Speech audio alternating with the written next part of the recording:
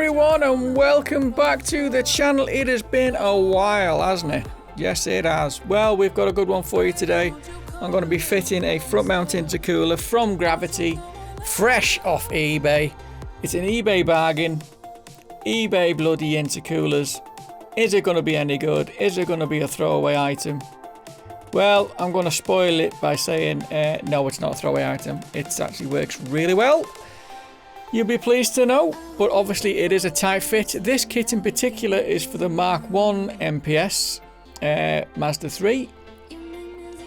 But I thought I would give it a go and let Gravity know whether it would fit the actual Mark 2. So I decided to take a big breath and see if it would actually fit. So on we go. This is where we're at. So here's the big fat intercooler ready to go on, but I'm not going to have it there. I want to go full stealth with this one. So I'm going to paint it black. So let's get the old rattle cans out and get bloody painting.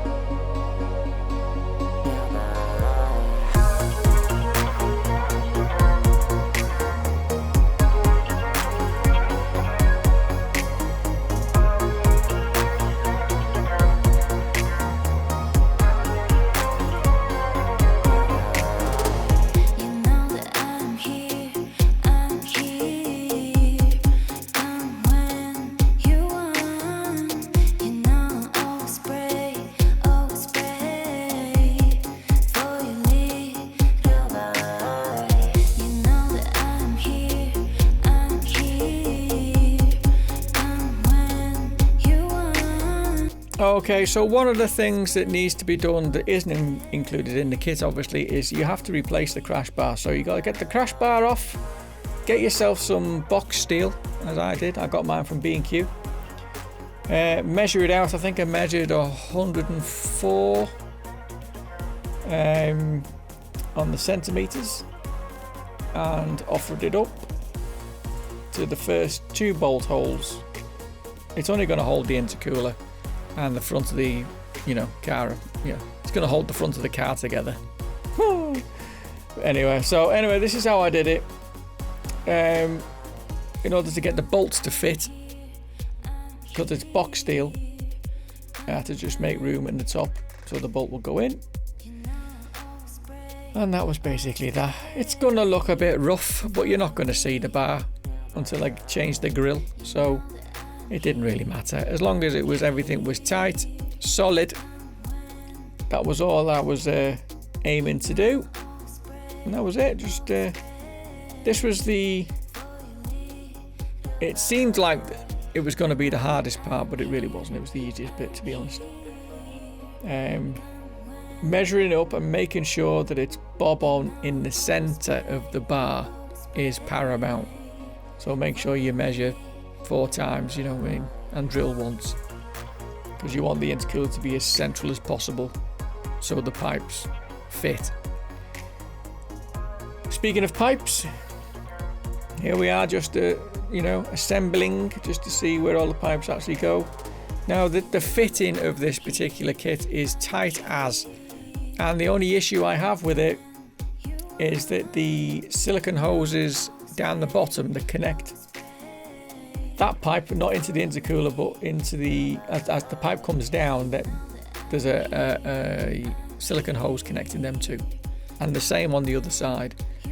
They're too short for this kit, for this car. So the wiggle room is really, really tight.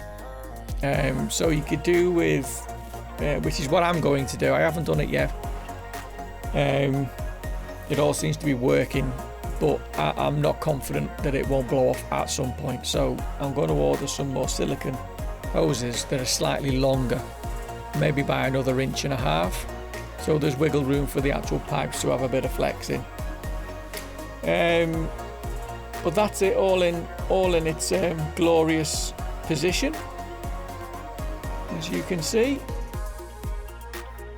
looking pretty sweet. That pipe down there is tight as.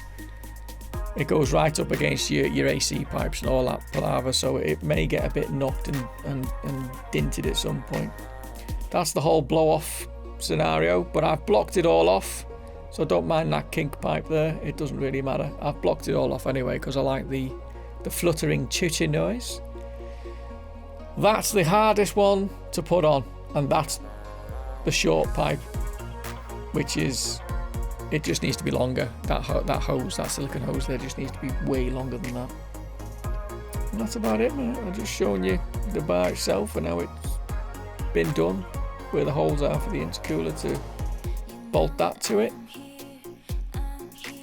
And there you go. Even that was hard work for me because I didn't have a step drill. These are the parts that you're not going to need once the intercooler's on. So obviously your crash bar, your foam, styrofoam thing that goes over your crash bar, and one's the under tray and the other one's just some sort of catch thing. Okay guys, this is it'll be our second test drive, as I didn't take you with the first one. I literally just went up the road and put on a bit of boost, a little bit, and it blew a pipe off. So I've fixed all that. We have our trusty 10mm spanner for anything that's going to blow off. I don't want it to because it's a warm day, my hands are sore, don't really want to be piddling around. Set that off. Fiddling around with the boost pipes. It's specifically the one that blew off, because it was this side, right at the bottom. Oh god, it was a bloody nightmare.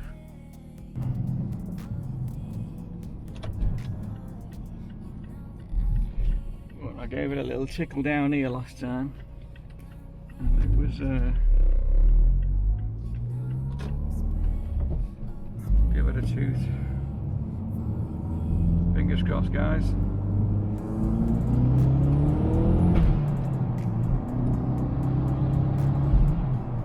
Yep, it's already come off.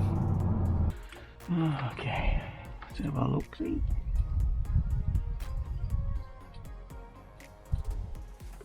Yep, look, it's come off. It's come off the actual throttle body. See?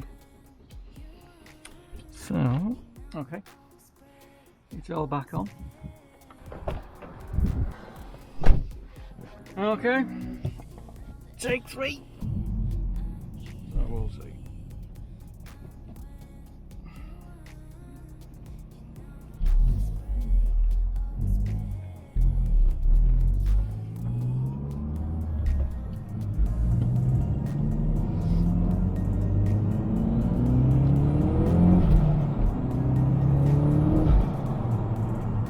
Okay, it held boost there, 20 psi.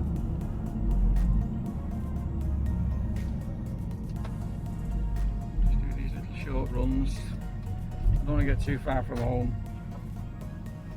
The boost pipes blow off. Worst case scenarios. So we've got 20 psi there with boost.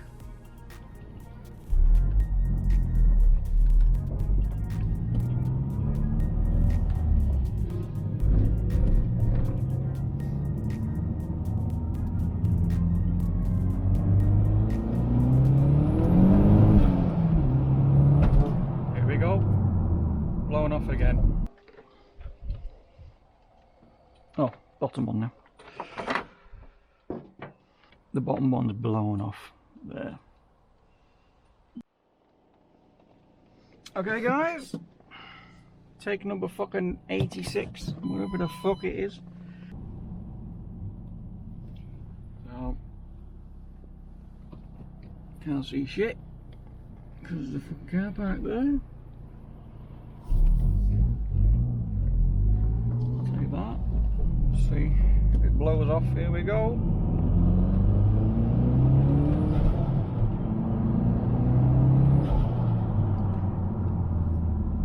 That's 14 psi.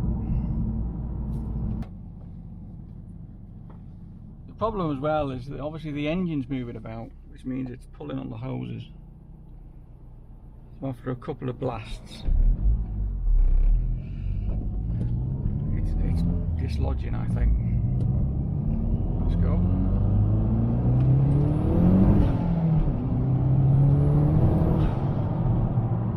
That felt good. It was 20 psi. Felt strong.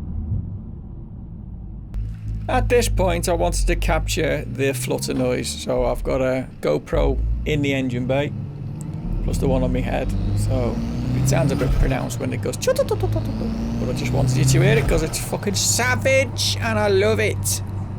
Enjoy, people, enjoy.